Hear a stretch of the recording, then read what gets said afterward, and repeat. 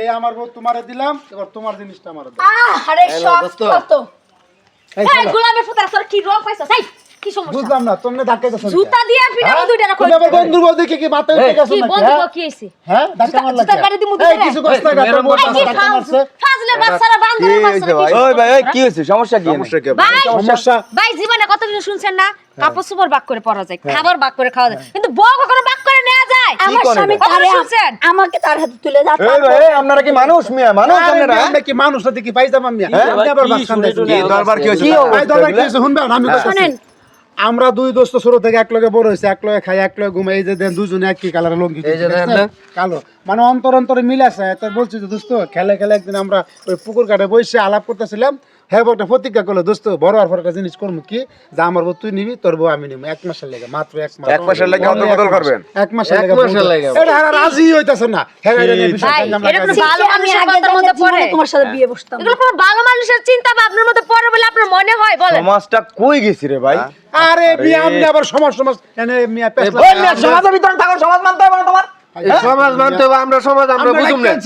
আমরা সমাজ বুঝাইবেন নাম করে আমরা বুঝি না। ওরা নতুন করে আমরা দুজনে সমাজ খুলছে। প্রতিজ্ঞা করছি এটা পালন করবই। এই হাগল লাগে তো দরকার নাই, আর মাত্র 1 মাস। এই এই শোনো, গোলামের ফুল জুতা দিয়ে কি দিবো, অবস্থা দেখো না আল্লাহ।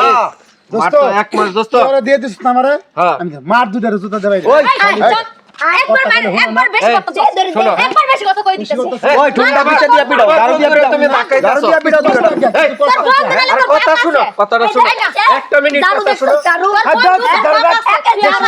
এই বেটা পিটা দিওরা দারু দিয়া। আমার একটা কথা শুনো, মাত্র 1 মাস, 1 মাসের লাগে এই কোন দিবো? 1 মাসের লাগে কমবো না। আমাকে ভাত খাইতে এই, চাস, একটা second এর তাহলে আমার লাগে বন্ধুর লোকে যাইতে হইব। সুদা কথা শেষ। তোর ভাত খামু না। আরে দাঁড়ান, ঝামেলা করেন না, দাঁড়ান। সমাধান করেন। ভাই এক মাস দূরের কথা, একটা সেকেন্ডও যাবো না। আরেকবার যদি কথা না যায় আমি তোর বন্ধুর লাগে যাবো না, তোর ভাত খামু না। এই যে তোর বাড়িতে গেলাম, তুই থাক তোর বন্ধুরে লয়ে হ্যাঁ গেলাম। ঠিকই আছে। হ্যাঁ আমিও যাবো। এই বুইড়া বয়সে না আর বিয়ে করতে পারবি না বন্ধুর সঙ্গে। তোর জারু দে পিটা। এরকম হাজারো বইবো, টাকা আছে, টাকা সিটালে এরকম বইয়ের অভাব নাই। তোর টাকারেও থু, তোর সংসারেও থু। যাও যাও তুমি আর কথার লগে সংসার করো। বসারাই থাকো। আবারে বাবা, ডাইনির ঘরে ডাইনি রে ঘরতে যায় বাচ্চা গেছে রে দোস্ত। টাকা পয়সা সারা আপত্তিটা বিদে হয়েছে। এই যে বিয়াটা করার পর থেকে শালির ঘরে শালিরা এত জ্বালান জ্বালাইছে। আমারও আমি একটু দেরি করলে সন্দেহ করে, এক জায়গায় কামে গেলে শুনে কে তোর কুল্লুর টাইম বয়ে থাকবো, এটা কোনো কথা? আমার বাপ মা 14 গোষ্ঠী আমার মেহমান আইলে ওর একে তেলে বেগুলো জলে শালির ঘরে শালি, আর ওর বাপ মা হলে এটা আনো মগির এত খারাপ। দোস্ত আমারও একই অবস্থা, জ্বালাইতে জ্বালাইতে মানে কলজা দেদা বেদা বানায় লাইছে।